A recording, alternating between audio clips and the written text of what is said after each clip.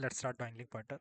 So a dangling pointer is very simple, similar to wild pointer. Both point to a invalid memory location. The only difference is that the wild pointer was an uninitialized pointer, is so the value it was having was a garbage address, and if you try to access that garbage address, then the behavior is undefined. Correct.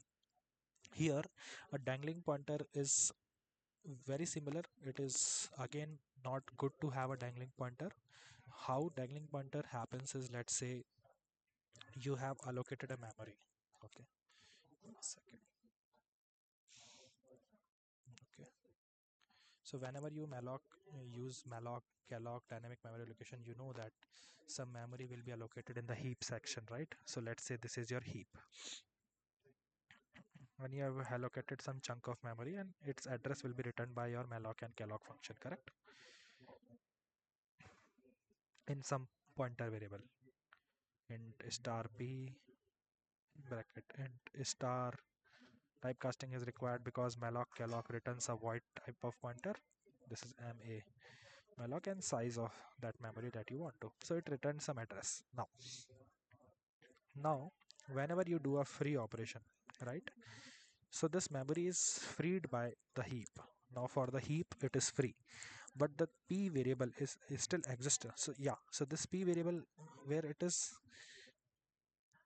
allocated, it is allocated in the stack, right? Because it is a local variable. I told you pointer variables are also local variables, so it is allocated in the stack. So pointer, if pointer can be initialized in global variable also, then it will go into some other section of memory, but right now we are assuming that this is defined initialized locally. So it will be in a stack. What is the size of it? Will be 4 byte for a 32-bit machine, right? So this is variable is still is in the memory because the function never returned. The variables stay in the memory till its scope, right? Local variables. So what is the scope of a local variable? Till the function is there. So let's say after freeing this, I tried to access this memory and I had written something on it. So this is wrong, right? Because this memory is being freed. Now let's say some other portion of the program is using this memory, then you are accessing the same memory. Because so basically, what was the difference between wild pointer? Wild pointer was having a very garbage address, but this particular thing pointing to an actual oh, what happened? uh, what happened? Let it load. So basically p was pointing to an actual memory previously, but now that memory is freed already, right? So that's what this is. If you can see here, we have freed this memory. Now if we are, this pointer is called as dangling pointer, and if we try to access this, then again we have a undefined behavior. So this is a very slight difference. Now again, what is the solution of this? Just make this pointer null. So I will show you the solution. After freeing, just override this pointer with null value so that whatever the address pointer was having initially, it will be overwritten by value null, and now you cannot dereference it, or if you dereference it, then it will give some kind of error. Correct. So this is one thing. Second thing, this is one thing, right? One example how my memory can be a dangling pointer, how a dangling pointer, case one. Second, let's say in a function your return type is a pointer, right? Int star. This function is returning a pointer to it, right? Now in this function we have initialized a local variable and we have returned the address of that local variable. So whenever the function is called, this local variables will be initialized in stack whenever this function starts, right? And this local variable will have some address in the stack, correct?